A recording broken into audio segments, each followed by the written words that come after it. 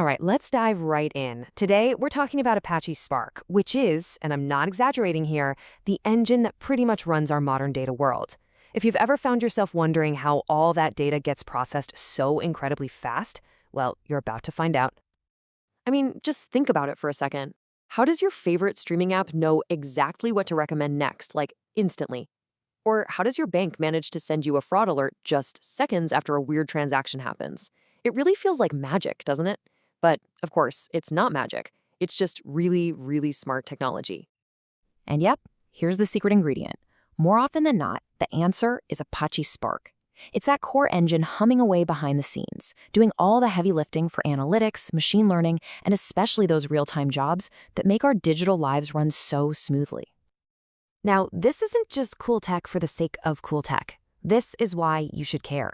For anyone who works with data or wants to, getting your head around Spark isn't just a nice-to-have skill, it's a genuine career accelerator. Seriously, it's one of the most in-demand skills for data engineers today. Okay, so here's our game plan. First, we're going to cover why Spark is so essential. Then we'll pop the hood and see what it's actually made of.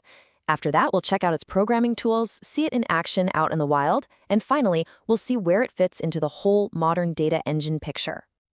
So let's kick things off with a big question. Why Spark? I mean, why has it become this absolute cornerstone of the modern data world? Well, the secret is its incredible versatility. You know, Spark is kind of like the Swiss Army knife of data tools.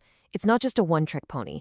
It's your go-to for processing massive data sets, for all that data cleaning and transformation, what we call ETL, for building sophisticated machine learning models, for handling live data streams, and yeah, even for running plain old SQL queries, just at a scale you can barely imagine.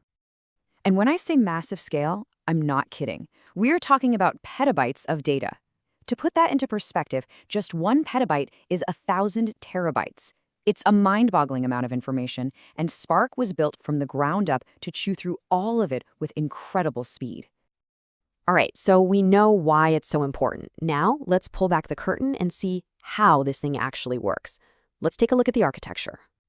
Okay, think of a Spark job like you're managing a big construction project. The driver program, that's you, the project manager. You kick the whole thing off.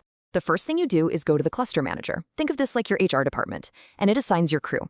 Then the actual work gets sent out to the worker nodes, or executors. These are your crew members on the ground, and they all work on their small tasks at the same time, in parallel, to get the whole job done super fast. And here's that crew laid out nice and clear. The driver is the brain of the operation, controlling everything. The executors are the hands, doing the actual work in parallel. And the cluster manager is the coordinator, making sure everyone has what they need. It's this brilliant division of labor that makes the whole system so incredibly powerful and easy to scale up. So that's the architecture. But how do people, developers and data analysts actually use it? Well, Spark isn't just one tool. It's a whole toolkit with different ways to interact with it depending on what you're trying to do. And this really shows you how flexible Spark is. It's not a one-size-fits-all kind of deal. You've got different tools for different jobs. Down at the lowest level, you have RDDs for really custom, nitty-gritty work. Then you've got DataFrames, which are perfect for your everyday structured data tasks. And for high-level stuff, you can just use good old Spark SQL. Let's touch on each one real quick. The RDD, which stands for Resilient Distributed Dataset, yeah, it's a mouthful. This is the original, foundational piece of Spark. It gives developers super fine-grained control, which is perfect when you're working with messy, unstructured data or you need to do something really, really specific. Now, built right on top of RDDs, we have the DataFrame API. And honestly, for most people, this is a total game changer. It takes your data and organizes it into a nice, clean table with rows and columns, just like a database. And that makes it so much easier to work with. And then there's Spark SQL.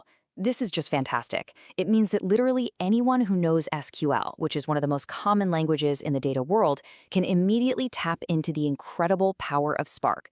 You don't have to learn a whole new programming language. You just write the SQL you already know, and Spark takes care of running it across a giant cluster of computers. Okay, enough theory. We've covered the what and the how. Now for the fun part. Where is Spark actually being used? How are real industries relying on this engine day in and day out? The short answer is everywhere. Spark is all over the place. In banking, it's the engine running behind the scenes to detect fraud in real time.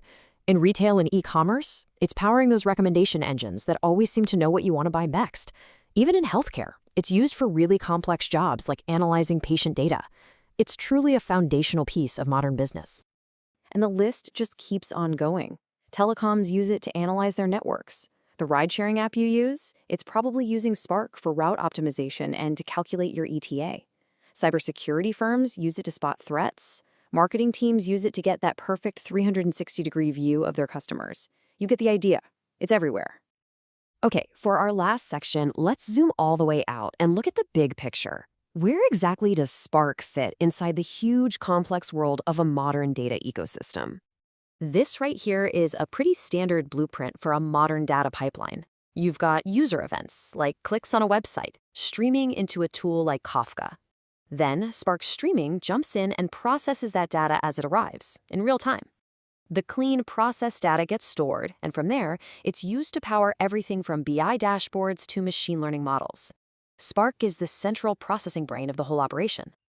And here's one of Spark's true superpowers: its ability to handle two totally different types of jobs with a single engine. It can do batch processing, that's like crunching a huge static report at the end of the day. And it can do stream processing, that's handling a continuous flow of live data.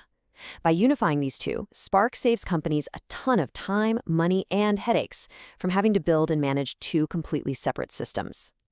So, to wrap this all up, what are the big things to remember about Spark? First, it's a distributed, scalable, and seriously fast engine. It plays nicely with all the other key tools in the ecosystem. It supports the languages and skills that matter most today: Python, SQL, and machine learning. It really is the foundation of modern data platforms, and it's being used in pretty much every industry you can think of. So, there you have it. Spark is the engine that's quietly powering so much of our modern world. It's an incredible tool for building powerful, data-driven applications that can operate at a massive scale. So the only real question left is, what are you going to build with it?